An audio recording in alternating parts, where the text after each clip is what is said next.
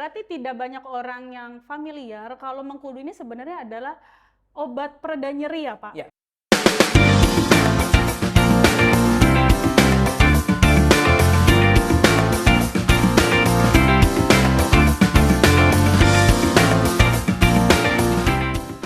Halo teman Noni, jumpa lagi di podcast kesayangan kita bersama, Ngobrol Sehat Bareng Noni. Nah, cakep. Ini berarti udah sesuai brief tadi ya. Iya, siap.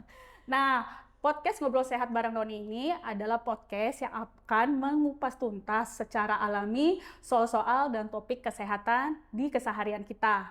Nah, sekarang kita udah berada di podcast ke-13. Boleh dicek deh podcast kita yang udah kita lakukan di beberapa waktu yang lalu.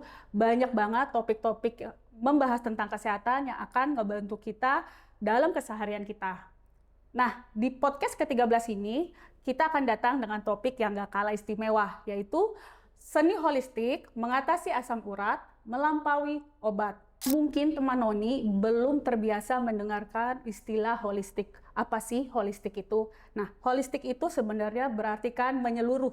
Jadi, kita bukan cuma mengobati gejalanya, tetapi juga membantu tubuh, pikiran, hingga gaya hidup seseorang hingga dia benar-benar pulih sehingga bisa beraktivitas lebih baik dari dia yang sebelumnya. Nah, untuk membedah topik hari ini, Noni nggak sendirian. Noni mengundang 2 orang pakar yang sangat hebat di bidangnya masing-masing supaya bisa mengupas tuntas topik hari ini. Kita perkenalkan pertama dengan Dr. Valerie. Hai. Nah, untuk Dr. Valerie sendiri sebenarnya sudah pernah mengisi podcast kita beberapa minggu yang lalu ya, Dok? Sebelumnya kita membahas tentang kesehatan usus dan juga membahas tentang rheumatoid arthritis. Buat teman Noni yang terlewat dengan podcast kita, boleh dicek lagi nih. Nanti linknya ada di bawah ya. Dan tidak lain dan tidak bukan, pakar yang selalu kita ajak kemana-mana, setiap podcast, setiap acara ya Pak. Ya. Tidak lain dan tidak bukan adalah Bapak Nugroho. Halo, selamat siang. Siang sehat Pak. Sehat selalu, aktif, tetap bergerak. Nah, itu dia. Aku jadi lupanya nanya dokter sehat? Sehat. Luar biasa ya.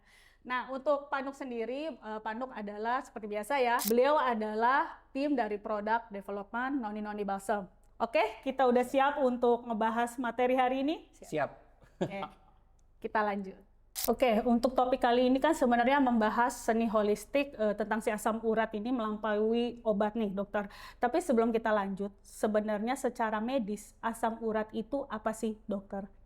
Oke, jadi sebenarnya asam urat itu adalah suatu produk metabolisme tubuh. Gitu ya. Jadi kalau misalnya kita tahu di kita tuh ada yang namanya purin di tubuh kita dari makanan seperti itu. Nah, purin itu ketika kita tubuh kita bergerak, metabolisme tubuh itu nanti akan ada mekanisme di dalam tubuh kita yang akhirnya produk akhirnya itu adalah si asam urat ini. Gitu. Jadi purinnya itu dipecah lama-lama ujungnya itu menjadi si asam urat ini gitu. Jadi end product. Nah, nanti sebenarnya asam urat itu bisa dibuang lewat urin. Oke. Tuh, sebenarnya seperti itu. Nah, cuman ada beberapa kasus atau kondisi di mana asam uratnya itu menumpuk di dalam darah sehingga biasanya sih paling sering yang menumpuknya di sendi kayak gitu. Itulah yang disebut dengan asam urat tadi ya. Yang disebut dengan asam urat. Oke, berarti udah clear ya apa sih asam urat itu. Nah, ini ada fenomena unik nih dokter di masyarakat. Jadi kalau setiap kali tumitnya sakit, sendinya kaku, atau bangun tidur jari-jari linu, mereka tuh udah langsung automatically mikir, asam urat nih, asam urat. Selalu padahal belum tentu si asam urat nih yang menjadi penyebabnya. Itu kenapa sih asam urat ini menjadi kayak kambing hitam untuk segala tuduhan nyeri di masyarakat Indonesia Kesian. ini? Iya, paham Ini sih. perlu diluruskan ya dok. Iya. Jadi memang seringkali orang itu ada nyeri-nyeri sendi, kemudian memang asam uratnya tinggi. Itu benar. Tapi tidak semua nyeri sendi itu disebabkan oleh asam urat yang tinggi. Nah, problemnya di masyarakat nih informasi yang beredar tuh suka hanya sepotong-sepotong gitu. Misalnya kemarin saya dengar tetangga saya nyeri sendi, terus habis itu ternyata dia cek asam uratnya tinggi. Nah, habis itu digeneralisasikan lah sama orang-orang gitu. Akhirnya beli obat sendiri tanpa ke dokter kayak gitu. Padahal tanpa periksa gitu. Jadi sebenarnya dia tidak tahu nyeri sendinya karena apa, tapi karena informasi sepotong-sepotong yang dia tangkap, dia sudah ini mah asam urat. akhirnya beli obat tanpa ke dokter gitu. Langsunglah kayak tersebar di antara mulut ke mulut, oh kalau udah lino udah itu Iya, pasti asam urat. betul. Obatnya ini berhasilnya di aku, udah Iya. beli aja obat yang ini. Iya, jadi memang benar sih ada beberapa nyeri sendi yang memang disebabkan asam urat dan di Indonesia ini sering Sering, terjadi. Tapi kan tidak semua Tidak ya. semua. Nah, ini sudah Iya. diluruskan. Jadi hati-hati, jangan diagnosa sendiri ya. Betul. Betul. Nah, Harus teliti ya. harus teliti, harus kritis kali ya, Kritis Pak. ya. Waspada boleh, tapi Waspada. kemudian kita cek gitu ke Betul. dokter. Carilah kebenarannya. Betul. Nah, kalau dari Panuk sendiri melihat fenomena masyarakat yang salah kaprah ini, seperti apa sih Pak mereka ini saat mencari produk pereda nyeri gara-gara salah kaprah ini? Gimana ya? Kalau pereda nyeri ya, kita ngomong pereda nyeri itu biasanya kita harus menanganinya dengan benar. Jadi kalau pereda nyeri itu kan kepingin cepat hilang tuh. Cepat hilang, kemudian dia gunakan pereda nyeri, pereda topikal, tapi kadang-kadang aplikasinya ngawur tuh. Oh, Pengen ini ngawurnya kayak gimana tuh Pak? Ya. jadi kadang-kadang ditekan, kemudian pakai yang sebanyak-banyaknya. Pakai kekerasan ya, Ya, Pak? kekerasan. Biar cepet gitu ya. Ya, ada akalanya orang melakukan itu, tapi sebenarnya itu justru malah tidak mempercepat meredakan nyeri, tapi justru malah nambah kacau tuh, nambah sakit karena memang kalau nyeri itu kan sebenarnya nggak boleh dipaksa gitu kan penyembuhannya, peredaan nyerinya harus dipakai dengan istilahnya gentle ya, lembut ya. Betul, sambil dicari tahu sebenarnya penyebabnya apa Nah, tadi. itu juga harus yang penting itu tadi dari dokter tadi itu pertama kali itu harus namanya mendefinisikan ya sebabnya apa gitu. Jadi kalau nanti misalnya masak kurang asin dikasih gula kan juga rasanya nggak enak tuh. Bener kan ya kan? Kayak udah siang nih, mulai lapar nih, Pak. Nah, sekarang aku mau nanya nih, sebenarnya secara klinis itu bagaimana sih dokter karakteristik unik dari si asam urat atau tadi gout arthritis ya, bahasa medisnya gitu ya dokter ya. Apa sih bedanya sama pegal otot biasa supaya teman Noni yang lagi nonton podcast ini tuh bisa belajar gitu loh dok, jadi tahu oh yang ini kayaknya ada ke arah asam urat nih. Oke. Jadi bedanya gout arthritis dengan pegal linu biasa ya. Yang pertama yang paling basic itu kalau asam urat itu menyerangnya sendi. Jadi sendi-sendi ini yang ada yang selain-selain loh yang bisa digerakin, pergelangan tangan, lutut, pergelangan kaki, dan atau yang paling sering tuh jempol kaki gitu. Nah kalau pegel linu, pegel otot itu biasanya otot-otot ya, otot di sini. Bukan gitu ya. sendi ya. Bukan yang sendinya kayak gitu. Nah kemudian si gout arthritis ini sangat ada khasnya, yaitu dia bisa tiba-tiba muncul mendadak. Oh gitu. Bisa tiba-tiba muncul mendadak. Biasanya kita misalnya nih hari ini kita nggak baik-baik aja, makan sesuatu misalnya, makan sesuatu terus tidur tiba-tiba terbangun karena nyeri yang mendadak gitu. Gitu, nyeri hebat. Gitu. Atau tiba-tiba merah jempol kakinya, bengkak kayak gitu. Dia bisa tiba-tiba.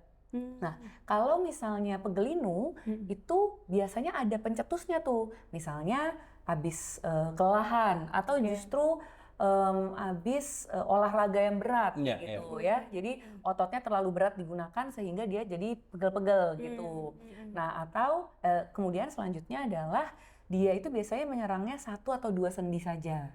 Itu. Jadi nggak yang semua simetris kanan kiri gitu, nggak. 1-2 sendi aja, dan yang seperti saya bilang tadi paling sering memang jempol kaki. Jempol kaki. Gitu. Sampai ada namanya sendiri, namanya tofus gitu. Tofus baru dengar juga ya. Iya.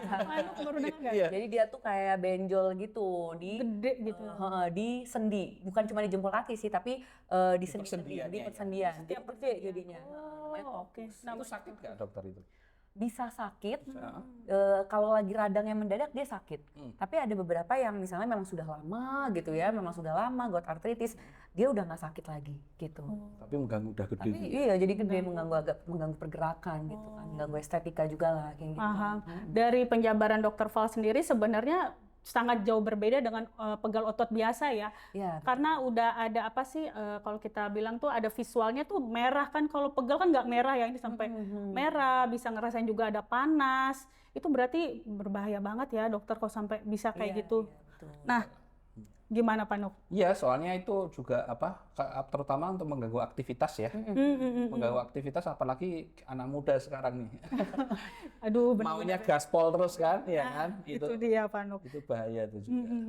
Nah, terus juga selain tadi apa-apa orang mengira asam urat, ada juga nih dok, kadang kita merasa nyeri dan orang menganggap itu pengapuran. Nah, itu beda asam urat dengan pengapuran sendiri, berbeda nggak sih dokter? Karena orang mikirnya nyeri yang agak lain nih, udah nih kalau nggak asam urat pengapuran. Nah, suka ketuker gitu loh dok pengertiannya. Boleh diluruskan nih dok?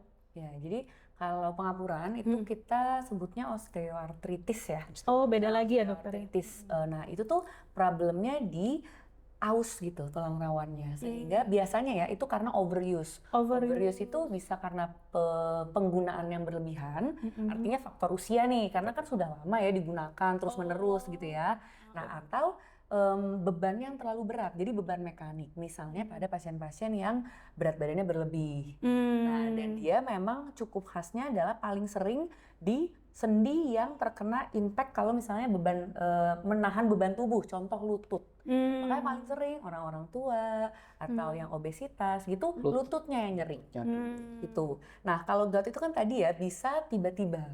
Dia munculnya tiba-tiba atau ya kita nggak ada pencetus tertentu lah dia muncul selain makanan kayak gitu ya. Nah, kalau osteoartritis itu justru nyerinya itu perlahan-lahan. Karena mekanik tadi ya. Karena kan dia pelan-pelan makin sakit gitu. Jadi bukan yang tiba-tiba aduh sakit nggak. Awalnya mungkin nggak enak dulu, dipakai jalan kok nggak enak gitu. Lama-lama sakit dan semakin dipakai beraktivitas dia semakin sakit. Contohnya naik turun tangga, jongkok berdiri kayak gitu. Itu berhubungan dengan dengan yang dikonsumsi enggak? Kalau asam urat tadi kan dari pola konsumsi ya. Kalau dari osteoartritis ini apakah ada pengaruhnya dari makanan atau memang itu udah aus aja? Nah, enggak, biasanya sih memang karena sudah aus aja. Aus aja ya. Berarti sifatnya lebih ke mekanik bukan makan ya. Bukan, betul. Paham. Berarti makanya kebanyakan lebih banyak dialami oleh orang yang lansia nggak sih dokter? Pralansia itu juga udah ya. Kalau pralansia pasti karena kebanyakan berat badan. Iya, atau misalnya ya berat badan sih kebanyakan. Kebanyakan ya, karena kan yang tadi namanya aus kan berarti overuse gitu ya dokter. Overuse dia. Berarti kalau terlalu banyak makan tuh itu juga menyebabkan overweight itu. Iya, terlalu banyak makan tanpa olahraga. Iya. Tapi kalau misalnya overuse-nya yang karena di olahraga itu beda dengan overuse yang karena dia udah umurnya udah 50-60 tahun nggak sih dokter? Iya, beda sih. Oh, beda ya. Karena kan kita lihatnya juga tulang rawannya ya sebenarnya ya. Dimana tulang rawannya kalau misalnya sudah tua, dia elastisitasnya sudah berkurang lah istilahnya. Secara alamiah gitu. Jadi yang tadinya ini kan sendi nih misalnya ya, ini tulang sama tulang. Di tengah-tengah itu kan ada kayak ruang, ada cairan sinovialnya kayak gitu. Lama-lama tuh makin menipis sehingga si tulang tuh bisa kayak kegesek-gesek gitu. Itu yang kadang bikin sakit. Oh, gitu. asik. Bantalannya tuh menipis. Bantalannya gitu. menipis. Jadi aus gitu ya kayak semacamnya. Kalau berat kan dia jadi ketekan gini kan. Jadi tiap gerak kegesek gitu. Tulangnya ada syaraf yang kerasa ya. Tuh, jadi kerasa. Kan jauh lebih sakit ya dokter. Nah, ini mungkin memang ngomongin asam urat tapi kita nyerempet dikit ke osteoartritis sedikit ya. Itu udah dibahas di podcast kita sebelumnya. Jadi memang untuk kita itu memang penting untuk menjaga berat badan ideal sebenarnya dokter untuk beraktivitas sehari-hari. Nah, sekarang saya mau lempar nih ke Pak Nugroho.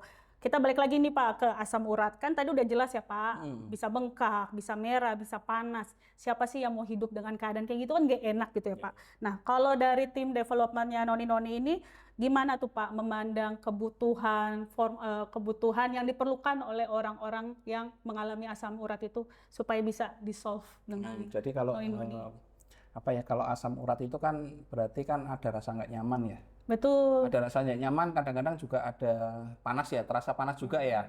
Kalau kita sih dari formulasi produk kita sih nggak perlu panas ya, karena memang tujuan kita kan bukan memang meredakan nyerinya dengan bahan aktif yang ada di balsem kita. Betul. Gitu ya.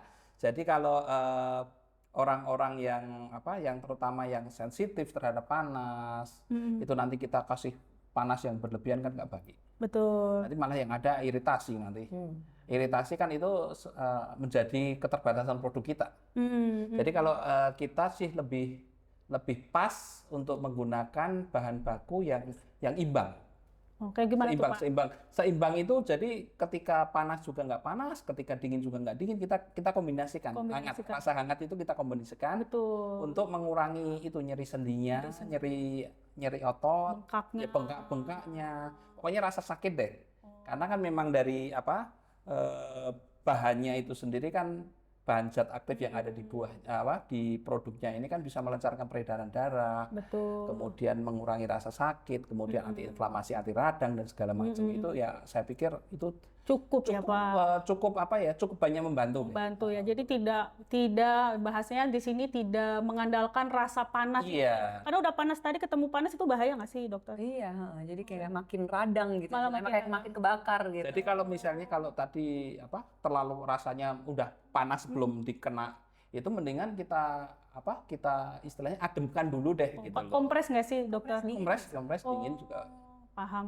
Berarti kalau udah kompres dingin bisa dibantu dengan Iya, sampai itu rasa panas yang dari dalam itu udah susut mengurang gitu ya, Pak? berkurang, itu kan biasanya sakitnya udah berkurang ya.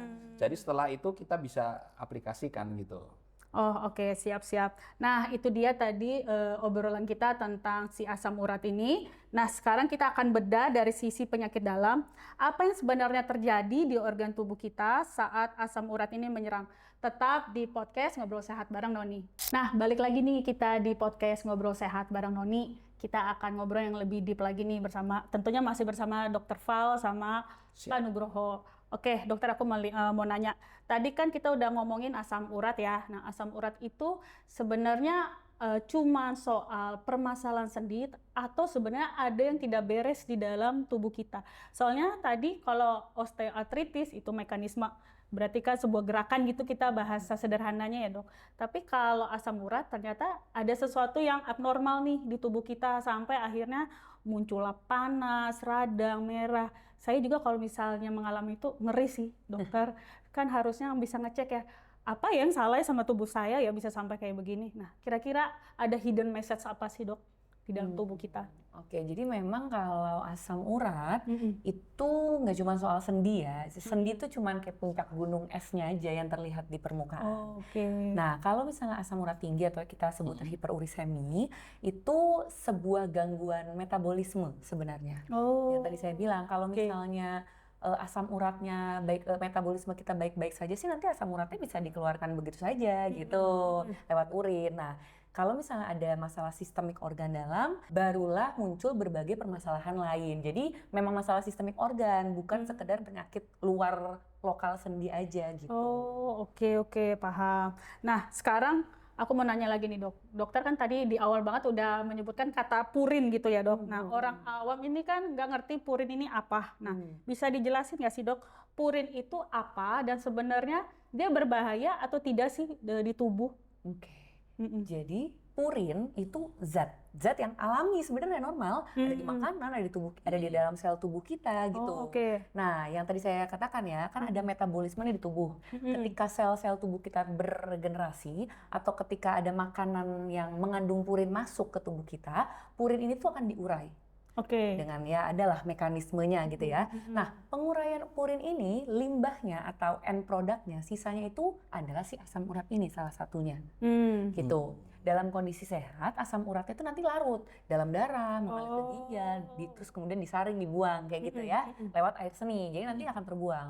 Nah, masalahnya adalah ketika satu, asupan purinnya itu terlalu banyak. Jadi makanan dari luarnya terlalu banyak gitu. Nah, kedua, kalau saluran pembuangannya atau ginjalnya itu bermasalah, gitu. Jadi in-nya atau out-nya yang bermasalah, kayak gitu, ya. Nah, akibatnya kalau misalnya ada berlebihan tadi, limbah asam urat ini akan terlalu banyak dalam darah. Nah, kan dia darah itu kan mengalir ya ke seluruh tubuh, termasuk ke sendi. Nah, ketika dia makin banyak, dia bisa mengendap. Betul, mengendap di sendi, nanti dia mengkristal jadi jarum-jarum. Jadi bentuknya kristal. Itu bisa dilihat. Jadi kalau kita ambil nih cairan sendi yang misalnya ada asam urat yang sampai ada cairannya, kita ambil, dilihat di mikroskop ada kristalnya. Ya ampun. Gitu. Berarti itu bentuknya, kalau ini asumsi saya ya, kalau kristal itu kan kayak semacam apa ya, kayak di ginjal tuh ada kayak batu ginjal. Iya, betul. Ya kan, itu memang mirip gitu atau bentuknya kristal gitu. Kalau di sendi masih bentuknya kristal, belum jadi batu. Kristal-kristal berarti namanya, masih kecil ya. betul, kristal-kristal monosodium urat namanya gitu. Monosodium urat. Nah, kristal ini kan tetap sebuah zat asing ya di tubuh. Nah, kalau dia mengendap di sendi, dia akan memicu peradangan. Jadi sistem imun ya melawan si kristal ini istilahnya gitu. Secara alami ya. Jadi tubuh punya respon itu betul, ya. responnya karena ada si zat kristal ini, dia membuat sebuah peradangan gitu. Itu yang bikin gejala-gejala tadi. Bengkak nyeri, tadi. Bengkak, merah. Oh, bisa sampai kayak sendinya kayak nonjol gitu nggak sih, Iya, dokter? bisa, betul. Oh, jadi itu karena si purin tadi mengkristal gitu ya? Bukan purinnya, tapi asam urat. Asam urat. Purinnya itu pokoknya di tubuh kita, purinnya nanti akan dipecah-pecah-pecah. Pecah. Jadi asam urat Jadi asam endingnya gitu. Sebenarnya asam urat ini kalau dia di porsi normal baik-baik aja. Memang Baik kita aja, butuh nanti ya. bisa dikeluarkan lah gitu. Tapi kalau sudah yang tadi innya yang terlalu banyak, Atau outnya yang bermasalah gitu. yang bermasalah itu maksudnya dia nggak bisa mengeluarkan SIDs gitu ya, dokter. Oh, begitu. Berarti Saringannya, istilahnya filternya juga bermasalah ya. oh, oke. Berarti ada terlalu banyak purin atau filternya bermasalah. Filter dalam hal ini ginjal ya. Oh, begitu. Nah, kalau misalnya nih, dokter, mengkristal terus, numpuk terus, kan yang namanya juga ginjalnya lagi bermasalah atau innya yang terlalu banyak, istilahnya sudah ada masalah. Kalau akhirnya dia numpuk terus, apakah dia hanya berhenti di tadi asam urat, mengkristal di sendi, atau sebenarnya dia akan mengincar organ sehat lainnya nih, dokter? Oke. Jadi yang seperti saya sempat bilang, ini kan masalah di darah ya, asam uratnya itu banyak di darah. Dan dia itu kan ke seluruh tubuh. Sistemik tadi ya? Sistemik. Yang paling sering terkena selain sendi, itu ginjal. Karena kan memang sebenarnya tujuan akhirnya filter untuk dibuang ya. Akibatnya apa? Bisa kayak batu ginjal. Aduh. Nah, salah satu batunya itu ya ada batu ginjal yang memang ininya dari asam urat tuh ada. Dari asam urat. Ada yang dari kalsium kayak gitu-gitu ya. Ada yang gitu. Oh, oke. Padahal kita ginjalnya udah ada 2 ya, dokter? Iya, betul. Nah, selain itu kan ya kalau asam urat tinggi dia memicu kayak stres oksidatif juga di dalam tubuh gitu. Jadi peradangan di dinding pembuluh darah gitu ya. Jadi pembuluh darah juga jadi tidak bagus gitu, meningkatkan resiko-resiko penyakit-penyakit pembuluh darah lainnya. Oh, oke. Nah, itu dia teman Noni, bagaimana? Apakah ada pencerahan untuk menjaga yang tadi ya, mungkin apa yang kita makan dan juga menjaga kesehatan keseluruhan di tubuh ya, dokter, karena tadi jangan-jangan ada pemrosesan yang salah nih sampai nggak bisa memproses purin secara normal gitu ya, dokter. Makanya tadi jangan self diagnosis ya, harus ngecek. Oke. Nah, lalu sekarang aku mau nanya ke Pak Nuk nih, kan dampaknya itu menjalar bisa-bisa sampai ke ginjal ataupun jantung nih ya, Pak Nuk ya. Nah, melihat efek domino organ yang begitu berat oleh pasien, bagaimana nih tim Noni mengambil peran ini nih, Pak? Jadi kalau mengambil peran ya, ini sebenarnya juga sebenarnya kita nggak bisa berdiri sendiri nih. Betul. Ya tadi seperti yang sudah dimakan dokter bahwa ginjalnya itu bermasalah nggak gitu kan? Soalnya karena ginjal ini kan istilah kalau namanya filter kan punya kapasitas maksimum ya dokter ya. Jadi ini umpamanya filter deh. Untuk mempermudah analoginya. Jadi ketika filter itu misalnya kalau filter air itu kalau di rumah tangga itu kan begitu kalau air ini dalam hari ini darah ketika kotorannya terlalu banyak. Betul. Kotorannya terlalu banyak kan nanti numpuk di ginjal. Ginjalnya itu kan lama-lama rusak karena kerja berat gitu kan. Betul, Pak. Begitu juga untuk asam urat. Ketika nanti purinnya itu terlalu banyak nanti kan jadi masalah itu. Dan itu yang menyebabkan kadang-kadang jadi ginjalnya jadi bermasalah. Betul. Gitu. Kalau dari sisi kami dari kita penggunaan topikal nih produk-produk kami. Nah, produk topikal ini kan membantu istilahnya dari luar. Tanpa kita harus menambah berat kerja dari filter itu sendiri dalam hal ini ginjal. Iya. Betul. Jadi lebih ramah deh daripada obat. Kalau memang dari sisi medis sih obat itu tetap perlu. Betul. Ya kan? Tapi kalau memang tadi ada rasa nyerinya, itu kan sebenarnya kalau kita bisa tangani tidak minum obat kan lebih baik ya dokter. Iya. Kayak saling namanya tuh dibantu di area lain gitu ya. Jadi semuanya harus konsumsi. Harus konsumsi. Karena begitu konsumsi itu kan apapun yang dikonsumsi itu akan Ginjal kerja lebih keras ya, kerja Pak? lebih keras ya. Betul. Jadi kalau dari sisi kami kan kita pemakaian topikal nih. Betul. Topikal di luar tanpa harus melewati ginjal gitu Betul. kan. Jadi Lebih lama deh. noni-noni berbagi beban dengan Iya, ginjal ya. berbagi. Jangan semuanya beban di ginjal gitu ya, Iya. Pak. Ini ginjal-ginjal nanti. Betul, betul, betul. Jadi dengan penggunaan apa namanya balsam topikal atau obat topikal yang berfokus di nyeri, setidaknya mengurangi si pasien itu untuk banyak mengkonsumsi ya. Obat, ya. Setidaknya tapi yang dokter pernah sampaikan, tapi ada obat core yang memang harus diminum ya Untuk dokter ya. diminum, Nggak melulu tentang nyeri. Oke, oke. Nah, dokter, aku mau nanya nih, kan tadi ya asam urat ini bisa jadi karena makanan juga ataupun lifestyle. Nah, kalau sekarang nih transisinya gimana nih dokter? Selama dokter menangani pasien-pasien yang mengalami asam urat, apakah ini masih konsisten dialami oleh orang tua atau mulai menemukan anak-anak muda yang ceria, belia, muda ternyata asam urat? Gimana tuh dokter? Jadi memang sekarang ini jatuhnya penyakitnya tuh bukan penyakit usia ya, bukan penyakit gitu. degeneratif.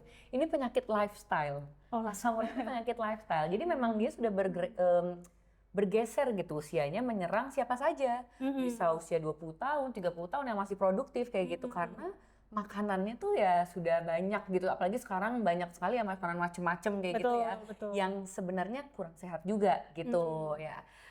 Banyak kok sebenarnya anak-anak yang muda 20-30 tahun itu sudah ada keluhan-keluhan asam uratnya karena memang gaya hidupnya ya gaya hidup modern sekarang ya, misalnya kurang bergerak, Ya. kurang minum air putih, terus Minum yang manis-manis. betul, minum yang manis-manis, konsumsinya makanan instan kayak gitu. Coba deh untuk urus tadi kita ngomongin minuman manis nih. Nanti kalau kita beli minuman di mana aja, pasti ada rasa manisnya. Betul, kayaknya kalau nggak manis, aduh, nggak nendang ya Pak. Kopi manis ya. Betul. Kemudian boba-boba dan kawan-kawan itu, Betul. milk tea yang segala macam itu Wah, manis semua banyak itu. sih ya. Benar-benar kayaknya untuk balik lagi ke minum air putih ya menjadi sesuatu tantangan ya untuk ngajak anak-anak muda sekarang minum air putih. Nah, sekarang nih Pak, dari Pak Nugroho sendiri nih melihat ada pergeseran usia begini, bagaimana nih Pak? Apakah noni-noni balsam ini tetap bisa digunakan oleh anak muda atau gimana nih Pak? Jadi ya kalau memang sebenarnya tadi ya sudah kita bahas bareng nih. Konsumsinya itu kan sebenarnya anak-anak itu kan tadi lifestyle semua tuh. Ya kan? Ya, Mulai lifestyle. dari Betul. usia 23 tahun makannya juga luar biasa. Betul. Saya nggak ngomong negatif ya. Ya. Jadi makannya mereka luar biasa, kemudian cara hidupnya mereka juga kalau sekarang deh kalau kayak ini kebetulan kita di Jakarta ya. Ya, betul Kalau Pak. di Jakarta kemana-mana pasti pakai AC. Nah itu berpengaruh juga terhadap apa yang kita pakai gitu. Oh gitu, seperti apa tuh Pak?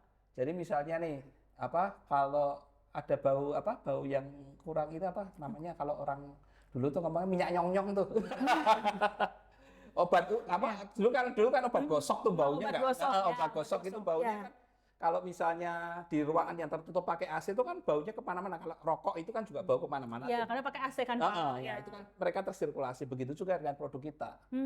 Produk kita itu ya pakai produk kita ya kita siapkan dengan stylenya anak muda. Betul. Anak muda, kemudian usia anak-anak juga oke. Lansia, para lansia, jadi semua umur deh. Karena mungkin buat mereka juga aroma itu Iya, penting aroma ya Pak. penting, iya. Jangan sampai dibilang nih bau nenek-nenek nih. Coba ya. Betul. Nah, tadi kita udah membahas tentang siapa aja yang bisa terkena asam urat. Sekarang kita akan bahas bagaimana penyembuhan secara holistik, yaitu mulai dari pikiran dan juga apa yang akan kita konsumsi bisa membantu orang-orang yang terkena asam urat ini. Jadi stay tune ya di Ngobrol Sehat bareng Noni. Nah, sekarang kita akan masuk ke tahap yang lebih dalam lagi. Kalau di awal tadi kita udah ngomongin tentang si asam urat itu apa, lalu siapa saja yang bisa terkena asam urat. Sekarang kita akan bahas tentang efek domino psikologinya. Kenapa kita bahas efek psikologinya? Pastinya nih ya dokter yang tadi, aku aja ngebayangin kalau aku kena amit-amit ya asam urat, panas, itu kan gak enak banget, panas, merah, bengkak gitu ya dokter. Itu kan pasti membuat, kita sebut penyintasnya ya dokter, akhirnya itu punya kualitas tidur yang buruk. bisa jadi endingnya dia akan menjadi lebih sensitif, pemarah, namanya juga dia sudah tidak senormal orang yang beraktivitas seperti dulu gitu ya dokter. Nah, gimana nih menurut dokter kaitan psikologi ini atau kita bisa bilang kaitan saat dia merasa stres dengan penyakit yang dialami itu justru bukannya memperparah gitu ya dokter? Ya, jadi memang ini kan salah satu tema podcast kita holistik ya. Betul. Nah, holistik tuh keseluruhan, menyeluruh. Nah, penyakit dalam tuh juga gitu. Jadi manusia itu tuh satu kesatuan ya, pikiran dan raga atau fisik kayak gitu. Nah, ketika seseorang itu mengalami nyeri yang tadi ya menyiksa gitu, pasti akan kayak cemas ya. Terus lama-lama Nggak nyaman ya. betul, nggak nyaman, cemas, lama-lama stres kayak gitu ya. Nah, padahal stres itu juga bisa memicu hormon-hormon stres seperti hormon kortisol. Dimana kalau hormon kortisolnya juga naik, dia semakin memperberat peradangan sistemik di dalam tubuh. Jadi semakin semakin rasanya semakin kayak Betul, semakin nambah gitu ya. Gitu. Semakin sakit ya? Jadi semacam lingkaran setan gitu. Jadi asam urat tadi bikin radang, radangnya bikin nyeri, nyerinya bikin stres, Stresnya stresnya nambah radang lagi, nambah nyeri lagi, makin susah dikendalikan gitu. Jadi memang menenangkan pikiran, tidur yang cukup itu juga merupakan salah satu obat yang alami yang cukup krusial gitu. Justru itu sesuatu yang harus mereka itu ngerti gitu ya dok, dengan cara mengambil istirahat yang bukan ngambil istirahat ya, jatuhnya tuh kayak nggak boleh stres nih, ngendalin pikiran. Lebih tenang gitu ya. Nah, mau nanya nih dok, untuk pasien-pasien dokter sendiri, orang-orang yang mengalami asam urat itu baik, nggak tahu deh, mana yang kayaknya lebih stresan nih dokter, orang lansia atau anak-anak muda ini sih dokter? Sebenarnya mungkin lebih banyak anak muda ya, karena kalau lansia itu seringkali sudah mulai berdamai dengan kondisi sudah usia nih gitu ya. Cara berdamainya begitu ya. Excuse-nya lebih ini ya, lebih bisa nerima ya. Jadinya lebih wise ya Pak. Iya. Jadi pikirannya lebih tenang. Pikirannya lebih tenang. Kedua kan memang sudah tidak terlalu banyak pekerjaan yang mungkin membutuhkan aktivitas yang banyak gitu ya. Betul. Sedangkan kalau anak muda ini kan masih banyak aktivitasnya, masih kerja, masih olahraga, masih banyak maunya ya. Gitu. Jadi ketika aktivitas itu menjadi terbatas, maka akan lebih stres gitu. Berarti kalau secara keluhan pastinya akan jauh lebih gini ya dok ya. Kan kalau yang lansia ini karena sudah nerimo ya bahasanya ya dokter. Ya udah mereka akhirnya tahu harus minum obat, memang harus istirahat. Tapi kalau anak-anak muda ini gimana dok? Maksudnya ada advice lain gak sih untuk anak-anak muda ini kayak ya kalau kamu stres kamu akan tambah sakit. Itu gimana tuh dok ngedukasi mereka? Ini emang agak sulit ya kalau ngedukasi stres ya. Karena jiwa ya. Iya, harus obatnya bukan fisik ya. Semua harus balik ke masing-masing. Tapi ya untungnya enaknya kalau misalnya anak muda biasanya kan lebih aware. Ya. Jadi kita lebih mudah memberitahu. Gitu. Minum obatnya seperti ini. Makan yang nggak boleh seperti ini kayak gitu. Itu akan lebih mudah dan mereka punya keinginan sembuh biasanya yang lebih tinggi seperti tadi ya. Karena ya, dok masih muda gitu. Masa asam urat sih gitu. Maunya ke sekian langkah ke depan ya, nggak mau langsung sekarang udah gitu kan. Jadi untuk edukasi itu sebenarnya memang lebih mudah justru. Seperti itu ya. Terus kemudian juga ya kita kasih tahu juga harus istirahat kayak gitu ya. Jadi jangan lagi serangan akut terus main-main gitu, olahraga gitu. Istirahatin dulu aja karena kalau tidak akan lebih parah nantinya. Akan jauh lebih parah. Oke. Berarti sebenarnya antara penanganan anak muda sama lansia ini ya beda ya dokter ya, plus minus ya. Ada plus minusnya. Plus minus ada. Padahal lansia itu kita mesti harus ada pendampingnya buat edukasi. Harus istilahnya harus dielus terus dulu gitu ya. Jadi ya kalau bisa tuh kalau lansia berobat tuh ada yang nemenin gitu. Benar, kalau enggak dia juga kadang lupa obatnya apa. Kayak gitu-gitu kan. Agak lebih sulitnya di situ. Benar. Jadi selain faktor psikologis juga ada faktor yang kayak tadi supporting sistemnya ya, dokter.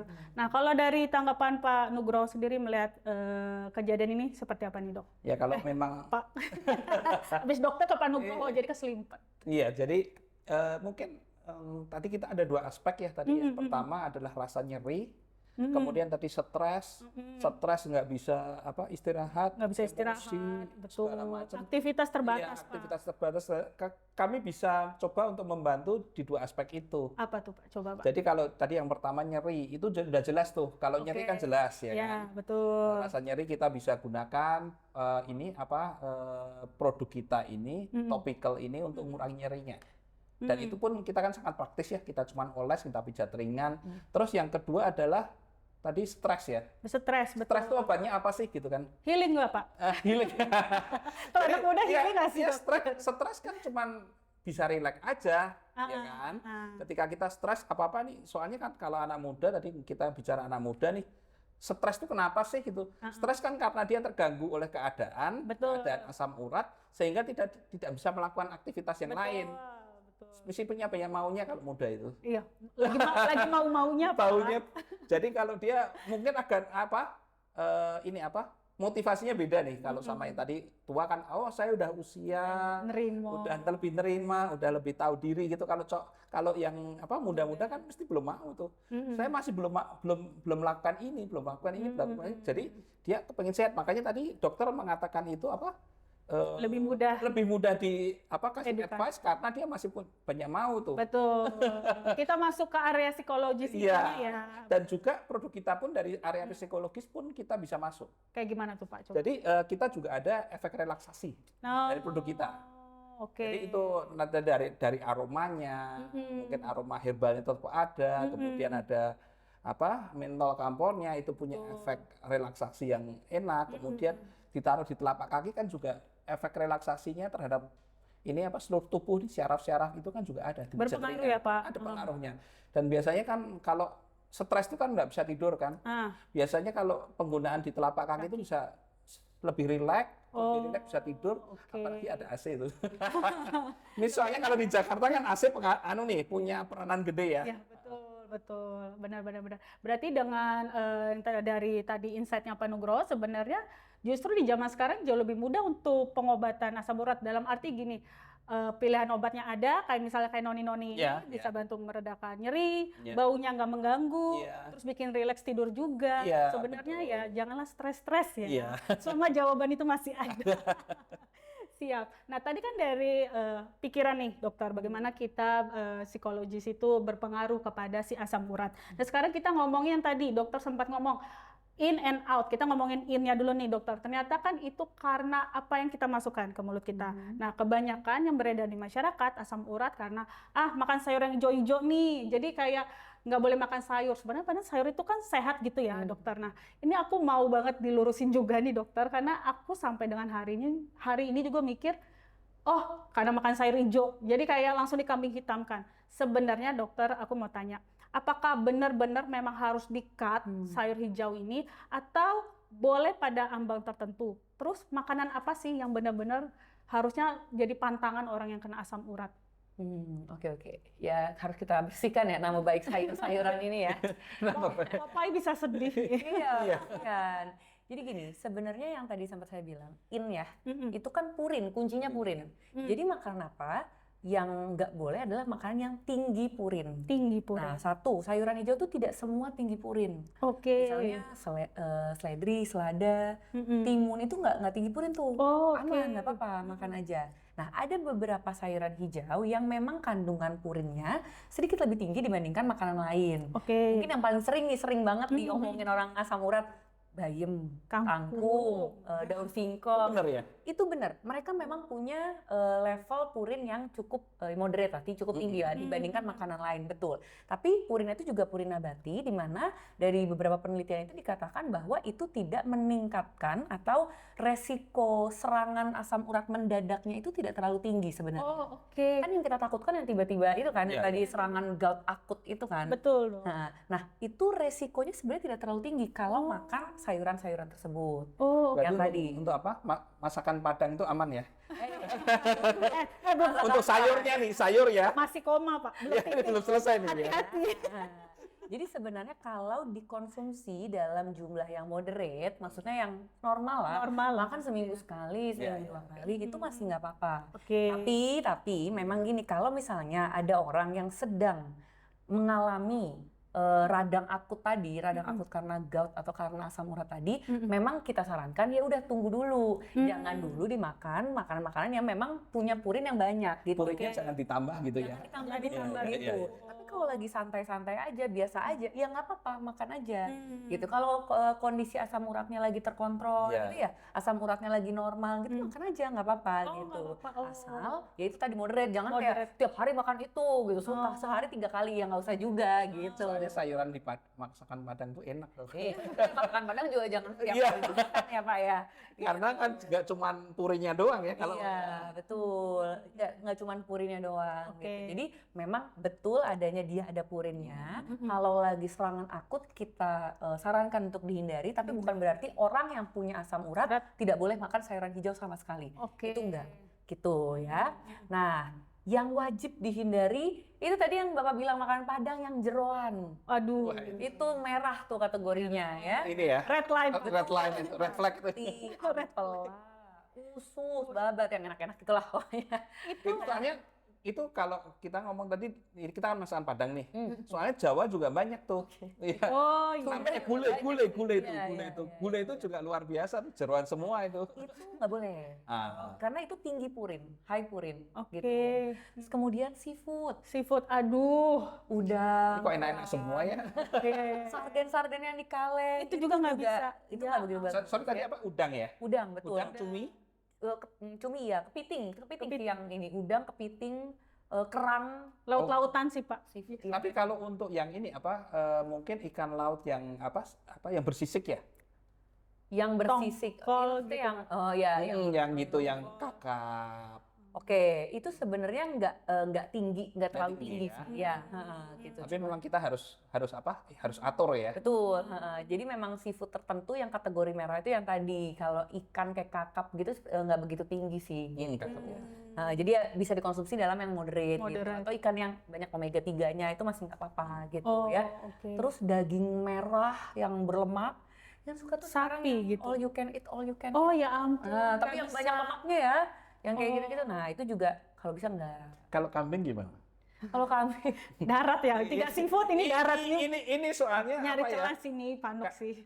Karena tadi kan kita ngomong tuh all you can eat itu apa kan? Oh, oke. Itu kan meat kan? Iya, Meat iya, merah. daging.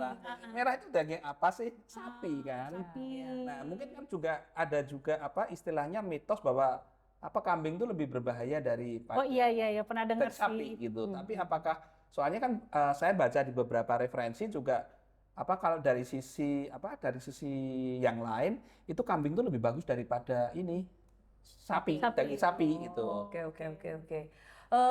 Kambing tuh Pak kolesterol tapi ya Pak ya? Iya. Bapak begitu makan kambing kolesterolnya tensinya tinggi nanti. Gitu ya? Gitu. Jadi kambing juga sebenarnya nggak sebagus itu Pak. Gitu. Jadi memang ini ya apa pengendalian ini. Iya ya kalau lagi pengen sekali-kali boleh Boleh, ya. ya. Tapi kalau misalnya ini jangan terlalu berlebihan. Tetap harus diatur ya. Ya, Jadi apapun makanannya tetap harus dikendalikan tuh ya. betul, Iya. betul. Dan lemak-lemak itu sih juga yang Lemak. berbahaya. Oh, Lemak-lemak oke. itu berbahaya. Soalnya enak tuh. Iya, saya juga agak suka sih. Iya. Emang nggak boleh sakit sih Pak, sebenarnya kalau Iya, ya. mau makan yang enak-enak. Harus normal, harus diatur dulu ya. Betul. Nah, konteks tadi red line itu, dokter, apakah sepanjang hidupnya tidak bisa makan atau gimana tuh, dokter? Yang Kalau tadi yang dipantang. tidak boleh itu Yang ya. tidak boleh tadi. Ya kalau gini, menurut saya sendiri, kalau saya sebagai dokter biasanya memang saya sarankan pada pasien-pasien yang penderita asam urat itu sangat dihindari. Boleh sekali, 2 kali, tapi sekali 2 kali per bulan misalnya, bukan sekali 2 kali per hari, bukan ya. Setidaknya masih Gitu. makan sih ya. Sekali kalau emang lagi pengen banget itu bisa. Dan lihat-lihat juga gitu.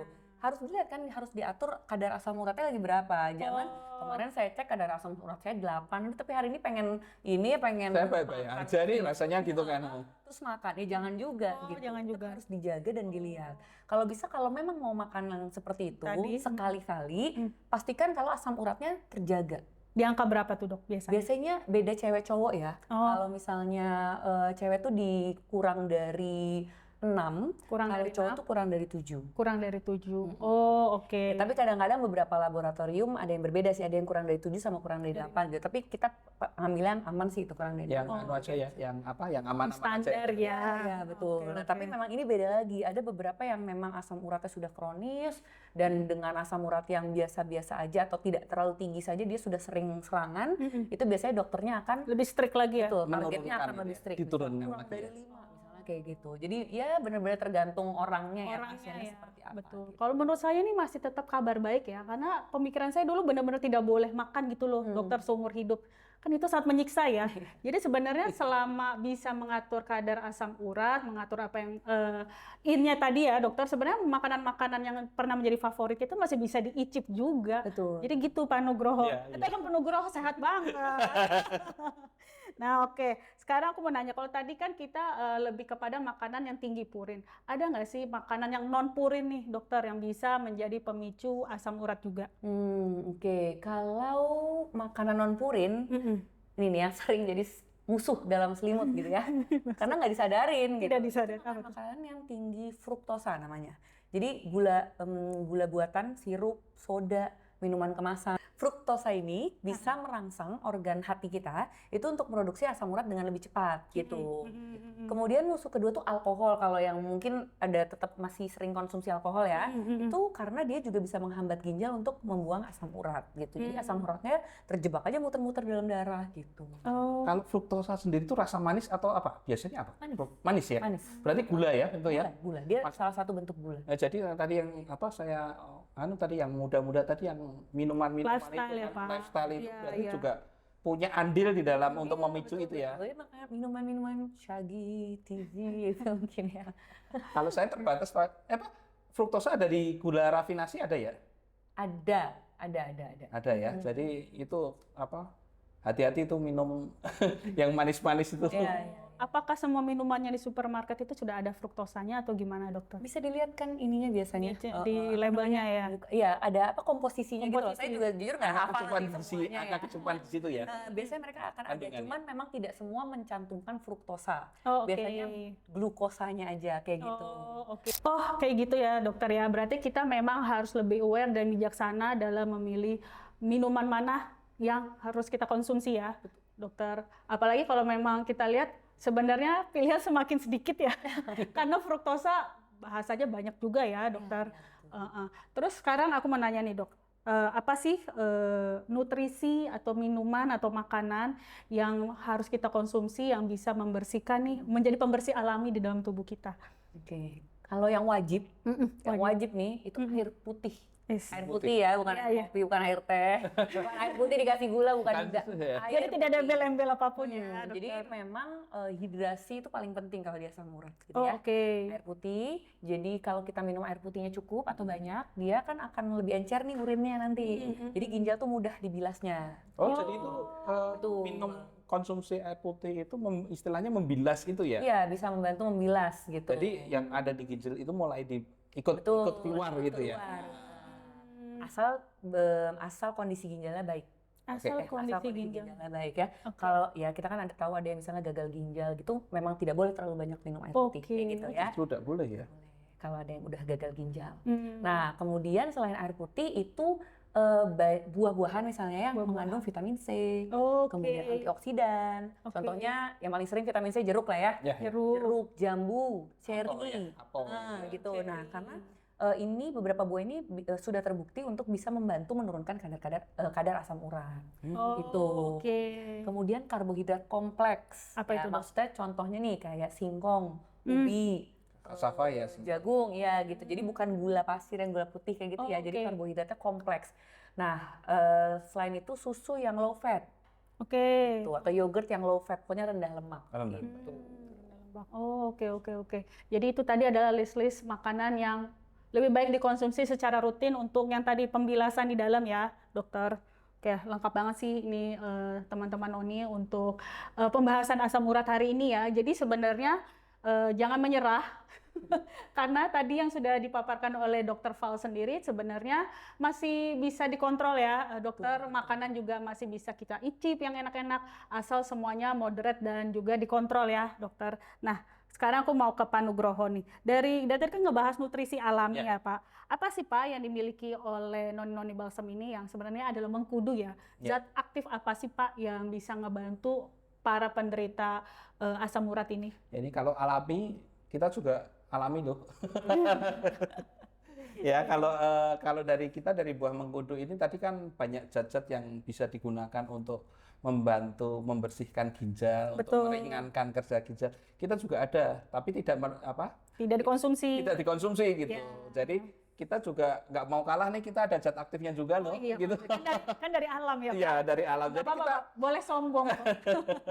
Jadi memang dari penelitiannya, dari riset, dari jurnal itu memang buah mengkudu itu punya namanya zat aktif scopoletin ya. Scopoletin Scopoletin. dan flavonoid ya. Flavonoid. Itu punya sifat sifat dasar dia sebagai ini pereda radang. Oh, Nyeri dan radang. Jadi kita ada namanya antiinflamasi itu kan untuk peradangan.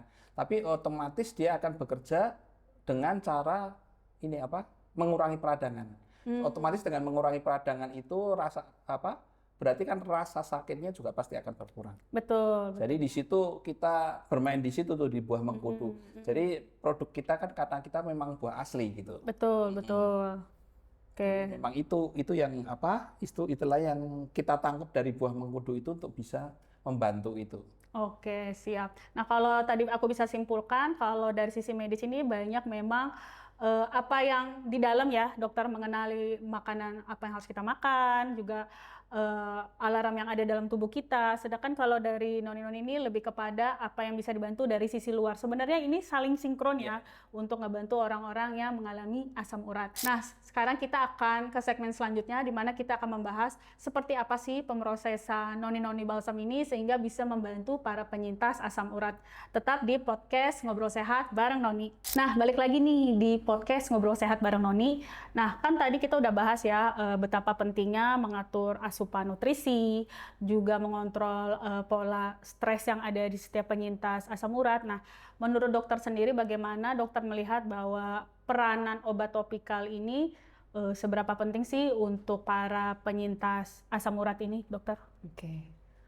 Jadi kalau untuk obat topikal sendiri itu memang sifatnya suportif ya. Oke. Jadi mereka sebagai pelengkap, Mendampingi, pendamping. Nah, betul. Karena kan proses perbaikan metabolisme organ lewat obat, lewat nutrisi itu kan tidak instan. Iya. Itu waktu. Nggak yang 5 menit, 1 jam gitu. Kadang-kadang nggak kayak gitu ya. Nah, padahal saat itu tuh sendinya lagi nyeri gitu. Ya. Nah, di sini peran penting si terapi topikal itu, terapi luarnya lah intinya untuk yang memberikan kenyamanan, terus kemudian meredakan nyeri secara instan kayak gitu, sehingga pasiennya itu tidak terus-terusan tersiksa sambil menunggu lah. Sambil menunggu obat minumnya itu berefek gitu ya, dan tidak buru-buru untuk menambahkan dosis kayak gitu. Karena kan kalau ditambah dosis juga ya beberapa obat nyeri juga tidak baik ya untuk lambung dan ginjal kayak gitu. Oke. Berarti sembari dia menata lifestyle-nya lagi sama ngikutin semua program dokter obat-obatan, setidaknya untuk nyerinya pas lagi meradang gitu ya dokter, pengolesan obat oles ini membantu mensupport dia untuk day by day ya dokter. Oke. Nah, kan salah satu obat topikal ini pasti noni-noni nih, Pak Nugroho. Nah, bagaimana sih Pak Nugroho, tim Bapak bersama mengolah dari buah mengkudu yang masih raw, masih mentah ini menjadi sebuah obat oles? Kalau menurut saya ya Pak, orang aja nggak kepikiran mengkudu itu bisa jadi obat oles, karena orang taunya itu untuk justru harus dikonsumsi. Bagaimana tim Bapak itu bisa menemukan bahwa si mengkudu ini sebenarnya jawaban loh untuk sebagai obat oles topikal untuk nyeri. Gimana tuh Pak Nugroho? Jadi memang kita berangkat dari riset ya, riset dari jurnal, berasal dari penelitian-penelitian. Kan sebenarnya buah mengkudu ini kurang lebih populer di tahun 2000 sampai 2010 kurang lebih. Sampai 2015 itu cukup populer.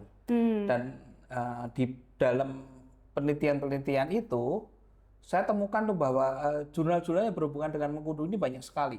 Oke. Kenapa? Karena di di luar itu kan ini tersebar di hampir di seluruh dunia, terutama di daerah Pasifik ya. Jadi memang kayak yang terkenal tuh di Tahiti, di Polinesia, kemudian Australasia, Yang tropis ya, Pak? ya Asia, kemudian ada di Asia Tenggara, salah satunya di Indonesia gitu kan.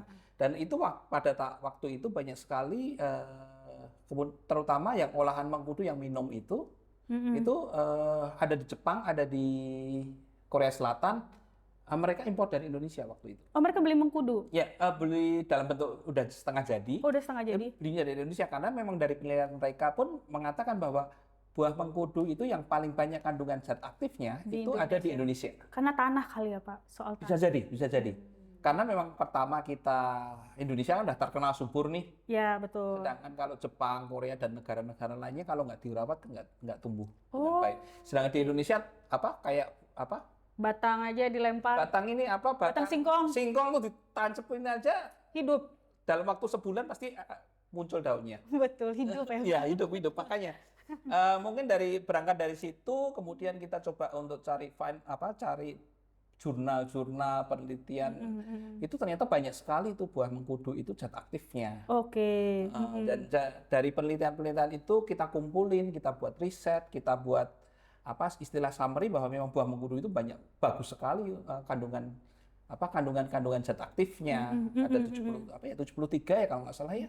Zat aktifnya ada mineralnya banyak, bahwa kan rasanya kan aneh nih. Ya. Ini ada karbohidratnya loh. Oh. Ada glukosanya juga loh. Kompleks nggak nih, ya, Pak? Kompleks. Ya udah, yang asam urat bisa makan dong. Jadi dari situ kita mencoba untuk membuat produk ini menggunakan metode yang yang dibilang sederhana juga enggak, kompleks, dan menggunakan teknologinya cukup oke, sehingga kita dari buah mengkudu, ini buah mengkudu utuh ya. Iya. Kita bukan ngomong ekstrak ya, karena kalau kita ekstrak biasanya kan cuma 1 atau 2 zat aktif saja yang bisa dihasilkan ya. Zat aktif. Kalau ini kan kita gunakan teknologinya, ini teknologi teknologi yang cukup maju sesuai dengan izin aturan dari BPOM, cara pembuatan obat tradisional yang baik. Itu sehingga buah utuh ini nanti istilahnya kita buat blender, kita sedemikian rupa proses sehingga bisa menjadi bentuk seperti ini. Dan ini bukan ekstraksi kimia gitu. Jadi dari sini kita coba untuk membuat produk yang bisa digunakan dengan, kalau dipikir buah yang orang Indonesia ini nggak terlalu tahu nih dengan kandungannya ini. Iya, betul. Jadi dengan ini kita buat dengan teknologinya kita buat yang simple, bisa digunakan dengan cara yang sederhana. Yang praktis ya, Pak. Dan manfaatnya terasa. Oke. Berarti tidak banyak orang yang familiar kalau mengkudu ini sebenarnya adalah obat pereda nyeri ya, Pak? Ya, pereda nyeri. Kebanyakan hanya diminum. Ya, selama ini kebanyakan mereka hanya diminum ya. Dan untuk peredap sakit yang lain ya, Pak? Ya, sakit. Apa sih, diabetes gitu ya, Pak? Diabetes. Kalau yang diminum itu loh, Pak, noni-noni kalau itu ada hipertensi, diabetes ya. Padahal sebenarnya dia ini punya fungsi yang lain ya, Pak. Fungsi yang lain. Berarti hanya noni-noni nih yang baru tahu hal ini ya, Pak. Iya. Jadi makanya kita menggunakan ini kan kita sangat sederhana dari sisi formulasinya. Betul. Kita hanya menggunakan mentol, kamphor, dan buah mengkudu aja. Oh, oke. Apakah ini berarti baru noni-noni yang mengembangkan mengkudu sebagai obat topikal oles? Sangat tepat. Tidak ada yang lain karena lagi. Memang ya, kalau ini dari waktu dulu kita mengajukan izin edar ya, itu memang kita tidak mudah. Oke. Karena memang dari BPOM sendiri mengatakan belum ada. Ini belum ada di Indonesia gitu. Berarti perintis pecetus ya, Pak? Iya. Kalau di luar negeri udah ada yang pakai nggak sih, Pak? Ini di luar negeri juga nggak ada. Nggak ada, berarti satu-satunya di dunia, boleh nggak sih saya agak lebay, tapi memang ya saya sebagai orang awam aja nggak kepikiran obat pereda nyeri dari buah mengkudu. Oke, dokter, sekarang aku mau minta nih kesimpulan dari dokter. Bagaimana sih kita mempraktikkan seni holistik untuk dapat membantu orang-orang penyintas asam urat ini? Silakan, Dok. Oke. Teman Noni, mungkin pesan saya itu ingat bahwa mentata laksana asam urat itu adalah seni menyelaraskan kehidupan, ya. Jadi jangan hanya fokus pada obat-obatan kimia, tapi lihat secara utuh juga. Oke. Jadi melampaui obat lah ya. Gitu. Benar-benar. Betul, dari pikiran, kemudian makanan ya dok. betul, makanan, Support system ya. gaya hidup, support system, Betul. itu. Dan kalau misalnya memang dibutuhkan terapi topikal juga bisa. Dengan begitu tubuh itu bisa kembali ke keseimbangan. Nah itu dia, itulah seni holistik tadi ya dokter. Jadi tidak menitik beratkan hanya di obat, tapi ternyata banyak hal lain yang bisa mensupport kesembuhan dari orang-orang asam urat itu. Nah kalau dari Pak Nugroho sendiri nih Pak, bagaimana nih Pak untuk orang-orang yang sedang menjalani seni holistik ini supaya saat mereka merasakan nyerinya itu datang, pemakaian noni-noni yang tepat itu seperti apa? Jadi nggak keburu panik. Jangan panik. Ya, jadi memang tadi kalau dokter mengatakan bahwa dari sisi psikologis ya saya ngomongnya, kemudian ada dari obat, itu juga kita juga mencoba untuk bisa menyelaraskan dengan itu. Betul. Jadi penggunaan misalnya penggunaan topikal sebagai support system, jangan diaplikasikan dengan cara yang tidak benar. Jadi betul. misalnya dengan kondisi-kondisi yang ada dihadapin oleh para penyintas asam urat, kita sesuaikan dengan penggunaannya. Misalnya jangan terlalu ditekan, jangan kepengin sembuh terus harus seperti apa, harus dipaksa, harus diurut segala macam. Betul. Gunakanlah produk kita sebagai support system secara bijak. Secara bijak. Jadi sehingga ketika penggunaan itu bisa sesuai dengan medis, sesuai dengan psikologis, itu bisa membantu dengan baik. Betul, wah luar biasa banget.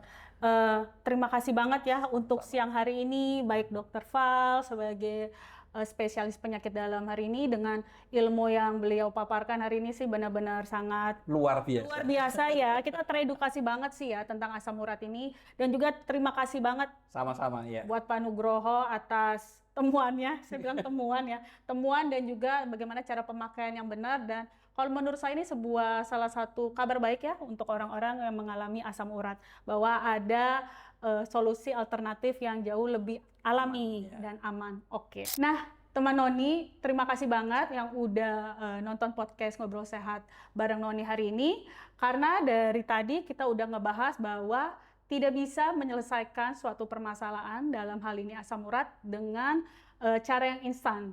Semuanya itu harus menyeluruh tadi ya dokter, secara holistik, baik dari pikiran, baik kita mengelola makanan, supporting system, dan banyak hal lainnya, bahkan sampai juga bagaimana kita menemukan alternatif lain yang jauh lebih alami di masa-masa kita untuk kembali pulih. Nah, untuk itulah kehadiran podcast Ngobrol Sehat bareng Noni ini akan membantu teman-teman di luar sana untuk menemukan rahasia, mengupas tentang kesehatan sehari-hari, dan juga bagaimana kita dapat menemukan jawaban dengan bahan yang jauh lebih alami dan aman untuk kita. Untuk teman-teman Noni yang merasa punya pertanyaan soal kesehatan atau butuh informasi yang lebih lanjut tentang Noni-Noni Balsem, silakan hubungi kami di Instagram noninoni.id ataupun silakan WhatsApp nomor kita yang ada di sini.